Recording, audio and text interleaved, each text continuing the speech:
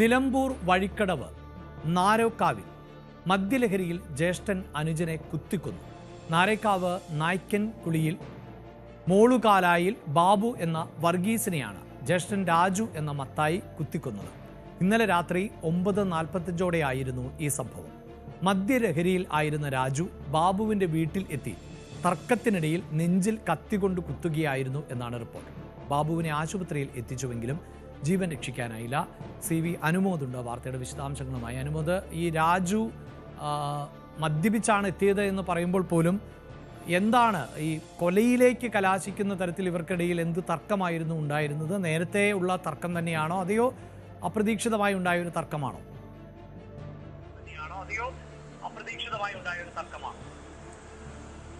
നമ്മൾ ഈ ഒരു വാർത്ത വളരെ ഞെട്ടലോടെ തന്നെയാണ് കേൾക്കുന്നത്. കാരണം എന്താണെന്ന് വെച്ചാൽ ഈ മദ്യത്തിനടിമപ്പെട്ട ജ്യേഷ്ഠൻ അനുജനെ കുത്തിക്കൊന്നിരിക്കുന്നു എന്നുള്ളതാണ് ഇതിൽ ഏറ്റവും ചുരുക്കി പറയാവുന്ന ഒരു കാര്യം. ഇയാൾ ഏറെക്കാലം കുറച്ചു കാലം വിദേശത്തായിരുന്നു. അതിനുശേഷം നാട്ടിലെത്തി. പക്ഷേ ഇയാൾ മദ്യത്തിന് അടിമയായതുകൊണ്ട് തന്നെ വലിയ തോതിൽ പ്രശ്നങ്ങൾ കുടുംബത്തിലുണ്ടായിരുന്നു. ഇയാളുടെ ഭാര്യ കൂടെ ഉണ്ടായിരുന്നില്ല. മക്കളെയൊക്കെ നോക്കിയിരുന്നത് ഇപ്പോൾ ഇയാൾ കൊന്ന അനിയനാണ് എന്നുള്ളതാണ് ഏറ്റവും വലിയ ഒരു സങ്കടം. ഈ അനിയനായിരുന്നു, അതായത് കൊല്ലപ്പെട്ട രാജുവായിരുന്നു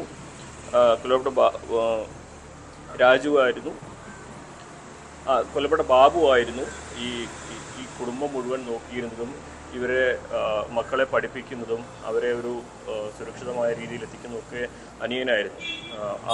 അതിനിടെയാണ് ഈ മദ്യത്തിന് അടിമപ്പെട്ട ഇയാൾ ഈ പ്രശ്നങ്ങളൊക്കെ ഉണ്ടാകുന്നതും ഇയാൾ കടം വരുത്തി വയ്ക്കുകയും അങ്ങനെ പലതരത്തിലുള്ള ബുദ്ധിമുട്ടുകൾ കുടുംബത്തിനുണ്ടായിരുന്നു. മാസങ്ങൾക്ക് മുൻപ് ഇയാളെ അഡിക്ഷൻ സെൻ്ററിലേക്ക് കൊണ്ടുപോയിരുന്നു.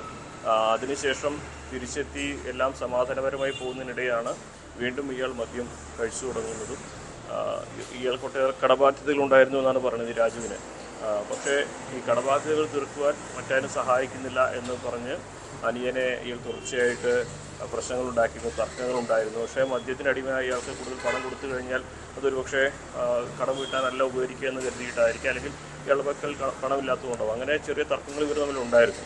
ഇന്നലെ മദ്യപിച്ചതിന് ശേഷം വീട്ടിലെത്തിയ ഈ രാജു അനിയനെ കത്തിയെടുത്ത് കുത്തുകയായിരുന്നു. നെഞ്ഞത്താണ് കുത്തുകൊണ്ടത്. ആശുപത്രിയിലേക്ക് എത്തുന്നതിന് മുമ്പ് തന്നെ ഇയാളുടെ ജീവൻ നഷ്ടമാവുകയും ചെയ്തു.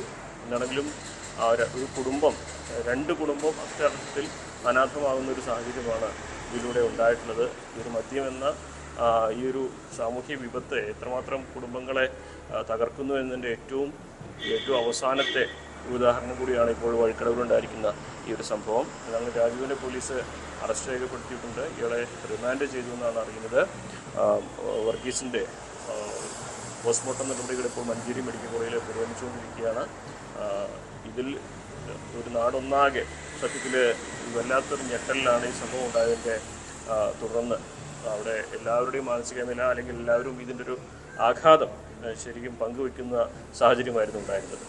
അതായത് അനുമോദ് സൂചിപ്പിക്കുന്നതനുസരിച്ച് ഈ മദ്യലഹരിയുടെ ഒരു പ്രശ്നം, മദ്യത്തിന് അടിമയാകുമ്പോഴുള്ള ഒരു പ്രശ്നം എന്നത് തന്നെയാണ് ഈ കൊലയിലേക്ക് നയിച്ചത്. അതിനപ്പുറത്ത് കുടുംബപരമായോ ഒന്നും വലിയ പ്രശ്നങ്ങൾ ഉണ്ടായിരുന്നില്ല. രാജു ഒരു കുടുംബത്തെ നോക്കാതെ നടക്കുന്ന, മദ്യത്തിൽ തന്നെ ജീവിതം എന്ന് വേണമെങ്കിൽ പറയാവുന്ന തരത്തിലുള്ള ആളായിരുന്നു എന്നാണോ മനസ്സിലാക്കുന്നത്?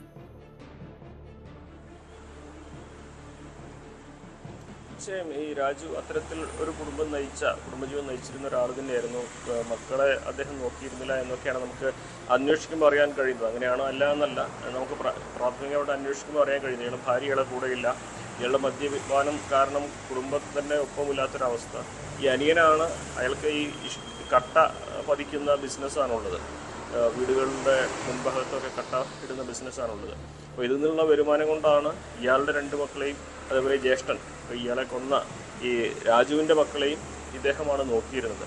സ്വന്തം കുടുംബം നോക്കിയിരുന്ന അനിയനെയാണ് ഇയാൾ മദ്യലഹരിയിൽ കുത്തിക്കുന്നത് എന്നുള്ളതാണ് അതിലേറ്റവും ദുഃഖകരമായ ഒരു കാര്യം.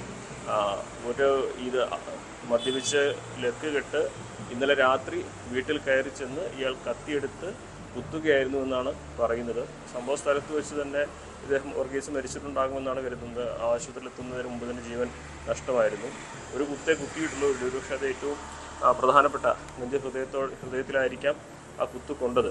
ഇതുതന്നെയാണെങ്കിലും മദ്യലഹരിയിലാണ് ഈ സംഭവം ഉണ്ടായിട്ടുള്ളത്. ഇയാൾ പണ്ട് മുതലേ മദ്യത്തിന് അടിമയായിരുന്നു. ഇയാളുടെ മദ്യപാനശീലം കാരണമാണ് ഇയാളുടെ ഭാര്യ പോലും കൂടെയില്ലാത്തൊരു സാഹചര്യം വരികയും അങ്ങനെ ഒറ്റപ്പെട്ടു പോയ കുടുംബത്തിനെ അനിയൻ ആണ് സംരക്ഷിച്ചിരുന്നത്. അയാളുടെ വരുമാനത്തിലുള്ള ഒരു വലിയ ഭാഗം ജ്യേഷ്ഠൻ്റെ കുടുംബത്തെ സംരക്ഷിക്കാൻ വേണ്ടി ചെലവഴിച്ച ഒരു വ്യക്തി കൂടിയാണ്. ആ അനിയനെയാണ് മദ്യലഹരിയിൽ കുത്തിക്കൊന്നത് എന്നാണ് നാടിനെ ഒന്നാകെ നടത്തിയ ഒരു കാര്യം. യെസ്, ഈ സൂചിപ്പിക്കുന്ന പോലെ അനുമോദ് പറയുന്നത് പോലെ എങ്കിൽ ഒരു കുടുംബത്തെ അടക്കം കൃത്യമായി നോക്കിയിരുന്ന സഹോദരനെയാണ് മദ്യലഹരിയിൽ വന്ന സഹോദരൻ തന്നെ കുത്തിക്കൊലപ്പെടുത്തുന്നത് എന്നുള്ളതാണ് അങ്ങേയറ്റം വേദനാജനകമാകുന്ന ഒന്ന്. വാർത്തയുടെ വിശദാംശങ്ങളാണ് CB അനുമോദ് നൽകിയത്. ഇടവേള.